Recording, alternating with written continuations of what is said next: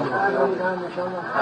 نسال الله سبحانه وتعالى ان يتم مقاصدنا ومقاصدكم، يهدينا واياكم، يهدي التجار لا يبخلون، الذي بخيل ورن كان ثم يصدقه صوفهم مدرسه هنا سلامة في الدنيا والآخرة، وما تقدموا لأنفسكم من خير تجدوه عند الله.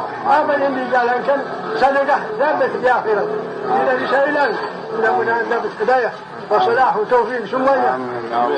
مريد بسلامة علم وينفع علما نافعا ورزقا واسعا وعملا مقبولا وإلى حضرة النبي.